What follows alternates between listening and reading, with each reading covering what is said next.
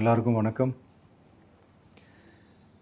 இந்திய அரசியல் சாசனம் நம்ம தமிழ்நாட்டில் இருக்கிற எல்லாருக்குமே கொடுத்துருக்கிற உரிமையில் ரொம்ப ரொம்ப முக்கியமானது ஓட்டிங் ரைட், வாக்குரிமை. ஒரு மனுஷன் உயிரோடு இருக்கான்றதுக்கு அடையாளமாக இருக்கிறதுல அவனோட ஓட்டுரிமை ரொம்ப முக்கியம்.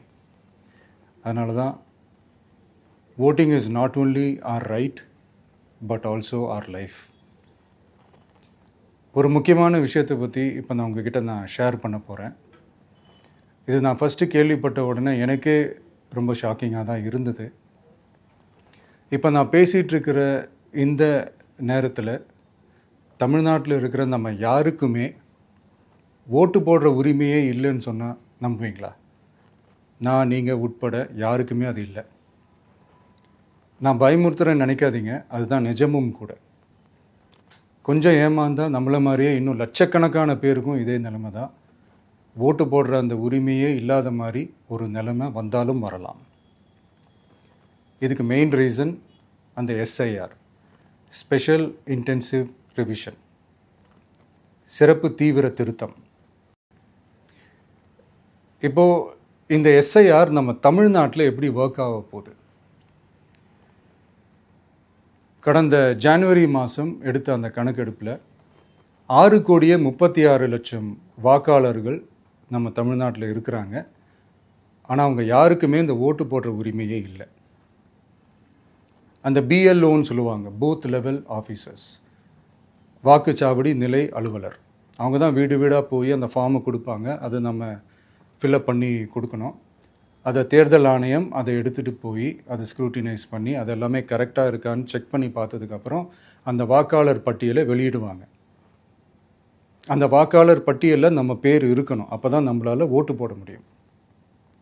அந்த புது பட்டியல் வர்ற வரைக்கும் நம்ம வாக்காளர்களான்றது அது உறுதியே செய்ய முடியாது.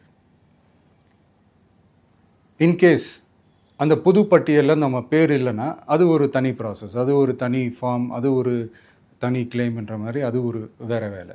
ஸோ இந்த மாதிரி நிறைய சிரமங்கள் குழப்பங்கள் இருக்கிறதுனால மக்களுக்கு இது மேலே ஒரு கன்ஃபியூஷன் ஒன்று இருக்குது. இது என்ன வெரிஃபிகேஷனா இல்லை ஒரு மறைமுக ரீரெஜிஸ்ட்ரேஷனா இல்லை இது ஒரு நியூ ரெஜிஸ்ட்ரேஷன் மாதிரியே தானா அப்படின்ற மாதிரி நிறைய கன்ஃபியூஷன் இருக்குது. அவங்க செய்ய வேண்டியதெல்லாம் ஒன்று தான். இந்த மாதிரி வீடு வீடாக போய் அந்த என்யூமரேஷன் ஃபார்ம் நம்ம ஃபில்அப் பண்ணி கொடுக்கும்போது அதுக்கான அக்னாலேஜ்மெண்ட்டை அந்த பிஎல்ஓ அந்த ஆஃபீஸர்கிட்ட இருந்து நீங்கள் வாங்கிக்கணும். அது ரொம்ப ரொம்ப முக்கியம். இது நான் சொல்கிறது வாக்காளர் பட்டியலில் ஆல்ரெடி உங்கள் பேர் இருக்கிறவங்களுக்கு நான் சொல்கிறேன். இப்போ புது வாக்காளர்கள், ஃபஸ்ட் டைம் ஓட்டர்ஸ், அவங்களுக்கு ஃபார்ம் 6ன்னு ஒன்று இருக்குது. அதை நீங்கள் ஃபில்அப் பண்ணி நீங்கள் உங்கள் ஏரியாவில் இருக்கிற சம்மந்தப்பட்ட அந்த உங்கள் அலுவலகத்தில் நீங்கள் டைரெக்டாகவும் சப்மிட் பண்ணலாம், இல்லை நீங்கள் ஆன்லைன்லேயும் சப்மிட் பண்ணலாம். அப்படி ஆன்லைனில் நீங்கள் சப்மிட் பண்ணிங்கன்னா அதுக்கான ஸ்க்ரீன்ஷாட்டை எடுத்து வச்சுக்கோங்க. ஃபோனில் மெசேஜ் வரும், அதை சேவ் பண்ணி வச்சுக்கோங்க. அப்ராடில் இருக்கிறவங்க கூட அந்த எஸ்ஐஆர் ஃபார்மை டவுன்லோட் பண்ணி நீங்கள் அதை ஃபில்அப் பண்ணி சப்மிட் பண்ணலாம். அதுக்கான அக்னாலேஜ்மெண்ட்டை வாங்கி வச்சுக்கோங்க. ரொம்ப முக்கியமாக உங்களோட பிஎல்ஓ அந்த ஆஃபீஸர் யாருன்னு தெரிஞ்சு வச்சுக்கோங்க. இந்த தேர்தல் ஆணையம் அந்த வெப்சைட்டில் போனீங்கன்னா அந்த பர்டிகுலர் பிஎல்ஓ ஆஃபீஸரோட ஃபோன் நம்பர் கூட நீங்கள் எடுத்து வச்சுக்கலாம். இன்கேஸ் உங்களை யாரும் ரீச் பண்ணலை இல்லை உங்களுக்கு அந்த ஃபார்ம் கிடைக்கல அப்படின்னா நீங்கள் அவரை காண்டாக்ட் பண்ணி அந்த ஃபார்மை வாங்கி நீங்கள் ஃபில்அப் பண்ணி நீங்கள் சப்மிட் பண்ணலாம். ரொம்ப முக்கியமாக அதுக்கான அக்னாலேஜ்மெண்ட்டை வாங்கி வச்சுக்கோங்க. இது எல்லாமே சரியாக செஞ்சாலும் இந்த எஸ்ஐஆர் மேலே சில டவுட்ஸ் இருக்குது. அது என்னென்னா, இந்த 6,36,00,000 வாக்காளர்களுக்கு ஒருத்தர் விடாமல் இந்த ஒரே மாதத்துக்குள்ளே எப்படி எல்லாருக்குமே அந்த ஃபார்ம் போய் ரீச் ஆகும்? ஒன்று. ரெண்டாவது, நீங்கள் வரும்போது வீட்டை பூட்டிட்டு வேலைக்கு போயிட்டு என்ன பண்ணுறது? இப்போ நீங்கள் வருவீங்கன்றதுக்காக வேலையெல்லாம் விட்டுட்டு வீட்டுக்குள்ளேயே உட்காந்துட்ருக்கணுமா? ஸோ இதில் மெயினாக பாதிக்கப்பட போகிறது உழைக்கிற மக்கள், ஏழைகள், வேலைக்கு போகிற பெண்கள். இவங்களுக்கு யார் கரெக்டான அந்த பதில் சொல்ல போகிறது? ஒரு நியாயமான எஸ்ஐஆர்னால் என்ன நடக்கணும்? இப்போது இறந்து போனவங்களை மார்க் பண்ணி அதுலேருந்து டிலீட் பண்ணணும். இப்போ போலி வாக்காளர்கள் இருந்தாங்கன்னா அவங்கள மார்க் பண்ணி டிலீட் பண்ணணும். இப்போ ஆல்ரெடி ஓட்டு இருக்கிறவங்களுக்கு எதுக்கு இந்த ரெஜிஸ்ட்ரேஷன் என்ற பேரில் இவ்வளவு குழப்பங்கள் அப்படின்றது தான் எங்கள் கேள்வி. இப்போ புதுசாக வர்ற வாக்காளர்களையோ இல்லை ஓட்டு இல்லாதவங்களையோ சேர்த்தா பத்தாதா? இப்போ ரீசெண்டாக நடந்த இப்போ எலெக்ஷன் 2021, 24 எப்படி எல்லாருமே ஓட்டு போட்டோம்?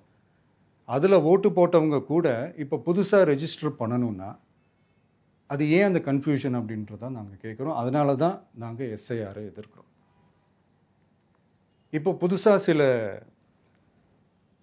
கம்ப்ளைண்ட்ஸ்லாம் வர ஆரம்பிக்குது. அது என்னென்னா முக்கியமாக நம்மளுடைய டிவிகே தோழர்களுக்கு அந்த ஃபார்ம் கிடைக்க மாட்டேங்குது, கொடுக்க மாட்டேன்றாங்க அப்படின்ற சில கம்ப்ளைண்ட்ஸ். இது யார் பண்ணுறாங்க அப்படின்றது நான் தான் சொல்லி தெரிய வேணும்னு ஒன்றும் அவசியம் இல்லை உங்களுக்கு. இப்போ இருக்கிற ஆட்சியாளர்கள் அவங்களுக்கு கைப்பாவையாக இருக்கக்கூடிய சில பேர் இதை செய்ய ஸ்டார்ட் பண்ணியிருக்கிறாங்க. அதனால் மைடியர் வர்ச்சுவல் வாரியர்ஸ், இதை சாதாரணமாக எடுத்துக்காதீங்க. இது எல்லாருக்குமே அந்த ஃபார்ம் போய் ரீச் ஆகணும். இதில் ரொம்ப உறுதியாக இருங்க. அதையும் மீறி உங்களுக்கு அந்த ஃபார்ம் கிடைக்கலன்னா இருக்கவே இருக்கும் ஆன்லைன். தேர்தல் ஆணையம் அந்த வெப்சைட்டில் போய் அந்த ஃபார்மை டவுன்லோட் பண்ணி நீங்கள் ஃபில்அப் பண்ணி சப்மிட் பண்ணலாம். உங்கள் வீட்டில் இருக்கிறவங்களுக்கு நீங்கள் செஞ்சு கொடுங்க, பக்கத்து வீட்டில் இருக்கிறவங்களுக்கு செஞ்சு கொடுங்க, தெரிஞ்சவங்களுக்கு, தெரியாதவங்களுக்கு, பழகினவங்களுக்கு, பழகாதவங்களுக்கு எல்லாருக்குமே நீங்கள் தயவு செஞ்சு கொடுங்க. அண்ட் ரொம்ப முக்கியமாக நம்ம ஜென்சி கிட்ஸ், நம்ம ஃபஸ்ட் டைம் ஓட்டர்ஸ், நம்ம புது வாக்காளர்கள், நம்ம நண்பா நண்பிகள், அவங்க ரொம்ப கேர்ஃபுல்லாக இருக்கணும். நான் ஆல்ரெடி சொன்ன மாதிரி உங்களுக்கான ஃபார்ம், அந்த ஃபார்ம் நம்பர் 6, அதை கரெக்டான டீட்டெயில்ஸோட கரெக்டான உங்கள் டாக்குமெண்ட்ஸை வச்சு அதை சப்மிட் பண்ணுங்கள். ஏன்னா வரப்போகிற தேர்தலில் நீங்கள் தான், அந்த ஜென்சி வாக்காளர்கள் தான் மிக முக்கியமான ஒரு ஃபோர்ஸ் அப்படின்றது எல்லாருக்குமே தெரிஞ்ச ஒரு விஷயம். அதனால் உங்களை டிஸ்டர்ப் பண்ணுறதுக்கு, உங்கள் பேரை அதில் இன்க்ளூட் பண்ணாமல் செய்கிறதுக்கு என்னென்ன வேலைகள் செய்யணுமோ, என்னென்ன தில்லுமுள்ளு வேலைகள் செய்யணுமோ எல்லாமே அவங்க செய்வாங்க. இது நமக்கு எல்லா திசையிலையும் எல்லா பிரச்சனைகள் கொடுத்துட்டு தானே இருக்கிறாங்க. அது டிஃபால்ட்டாக நடந்துட்டு தான் இருக்கும், அது ஒன்றும் பண்ண முடியாது. ஸோ அந்த மாதிரி ஓட்டு போடுற விஷயத்துலேயும் அவங்க என்ன உத்தரமராக மாறவா போகிறாங்க? இப்போ நான் சில மீட்டிங்ஸ்லலாம் ரிப்பீட்டடாக ஒரு விஷயம் நான் சொல்கிறேன்ல, 2 பேருக்கு நடுவில் தான் போட்டி அப்படின்ட்டு. அது மேடைக்கு மேடை அவங்க அதை ப்ரூவ் பண்ணிகிட்டு இருக்கிறாங்க. அதனால் தோழர்களே, வரப்போகிற தேர்தலில் நம்ம யாருன்னு காட்டணும், நம்ம பலம் என்னன்னு காட்டணும். அதுக்காக அந்த பலமான, அந்த பவர்ஃபுல்லான ஆயுதத்தை நம்ம கையில் எடுக்கணும். அந்த ஆயுதம் வேறு எதுவுமே இல்லை, ஓட்டு, வாக்கு, ஜனநாயகம்.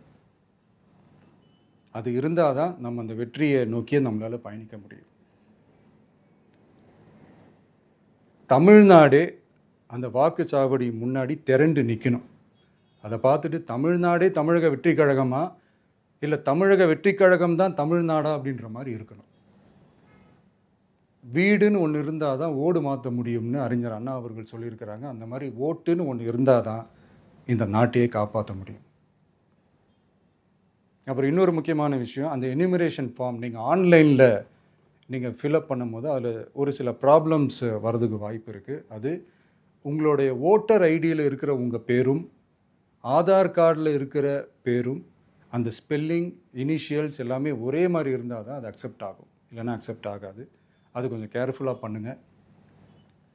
அது கொஞ்சம் யூசர் ஃப்ரெண்ட்லியாக இருக்கலாமேன்னு கேட்டதுக்கு அதெல்லாம் முடியாது, அதுக்கெல்லாம் வாய்ப்பு இல்லை, அதுக்கெல்லாம் ஆளுங்க இல்லை, பண்ண முடியாதுன்னு ரிப்ளை பண்ணிட்டாங்க. ஸோ அதனால் மைடியர் டிவிகே தோழர்களே, மைடியர் ஜென்சி படை பலமே, உஷாராக இருங்க, கான்ஃபிடென்ட்டாக இருங்க, நல்லதே நடக்கும், வெற்றி நிச்சயம். மீண்டும் சந்திக்கும் வரை நன்றி, வணக்கம்.